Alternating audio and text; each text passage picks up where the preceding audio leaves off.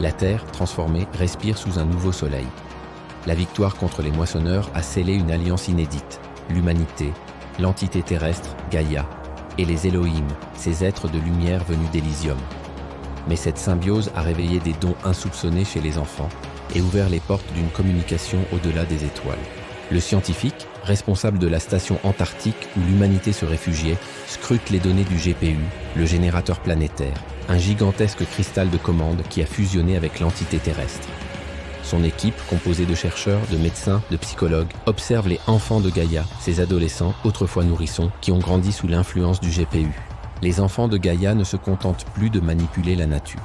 Leurs capacités ont évolué vers une synergie profonde avec l'entité terrestre. Ils sont devenus de véritables architectes biosphériques. Là où un tremblement de terre menaçait, un groupe d'enfants peut, par la seule force de leur volonté collective, canaliser l'énergie tellurique, redirigeant les ondes sismiques pour créer de nouvelles formations géologiques ou apaiser les failles.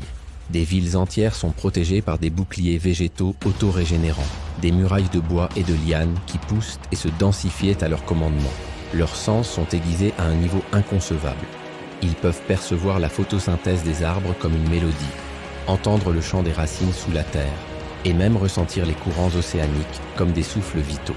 Ils sont capables de purifier des étendues d'eau polluées en y infusant l'énergie de Gaïa, faisant prospérer des micro-organismes purificateurs. Leurs corps résonnent avec la planète. Leurs émotions influent sur les cycles météorologiques locaux, et une joie collective peut engendrer une pluie bienfaisante après une sécheresse. Le scientifique et son équipe observent ces phénomènes avec une stupeur émerveillée, documentant chaque nouvelle capacité, chaque manifestation de cette symbiose grandissante. Mais l'ombre plane toujours. Les adorateurs des moissonneurs, désormais appelés les cultistes du vide, ont non seulement survécu, mais ont muté. Ils ont appris à pirater les fréquences résiduelles des moissonneurs détruits, utilisant des fragments de leur technologie pour créer des armes soniques qui perturbent le lien des enfants avec Gaïa. Ces armes provoquent des vertiges, des douleurs intenses et des hallucinations chez les jeunes héritiers. Leurs attaques sont plus ciblées, cherchant à capturer les enfants pour les purifier et les utiliser comme des batteries énergétiques. Ils croient que Gaïa est une entité impure qui doit être éradiquée, et que les enfants sont des abominations. Leurs rituels sont macabres, utilisant les restes des moissonneurs pour des sacrifices énergétiques, cherchant à invoquer un moissonneur alpha, un être de puissance colossale, pour achever la moisson de la Terre. Le scientifique et son groupe se retrouvent dans une guerre d'usure. Ils doivent protéger les sanctuaires des enfants, tout en traquant les cellules des cultistes qui opèrent dans l'ombre des ruines. Les combats sont brutaux, asymétriques, car les cultistes, animés par une foi aveugle, n'hésitent pas à se sacrifier.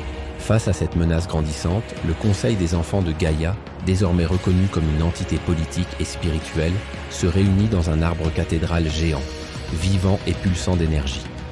Ils sont connectés à Gaïa à un niveau si profond qu'ils ressentent sa colère et sa douleur face à la destruction persistante.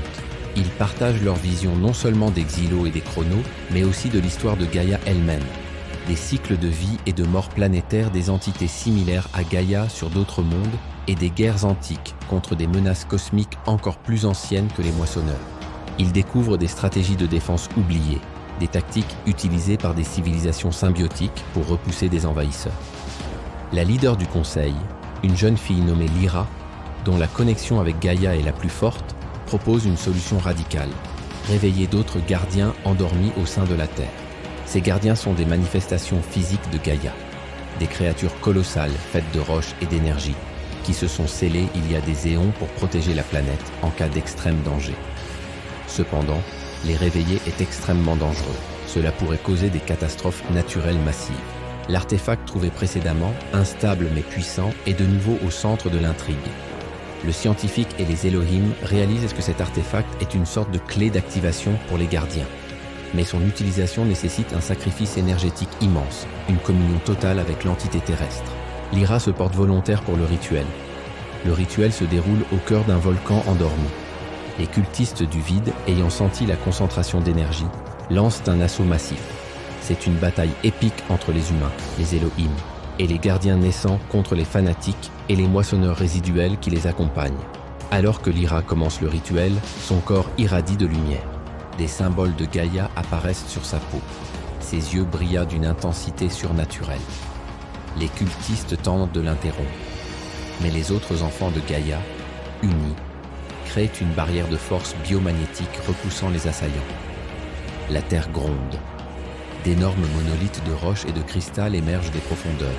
Des yeux lumineux s'ouvrent dans leur face. Ce sont les gardiens.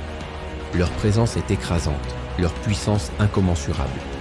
Ils attaquent les cultistes et les derniers moissonneurs avec des jets de magma, des ondes sismiques et des champs de force magnétique. La bataille fait rage, transformant le paysage en un enfer de roches en fusion. Que pensez-vous qu'il va arriver ensuite? Donnez-moi vos avis dans les commentaires. À bientôt pour GPU 15, le pacte des mondes.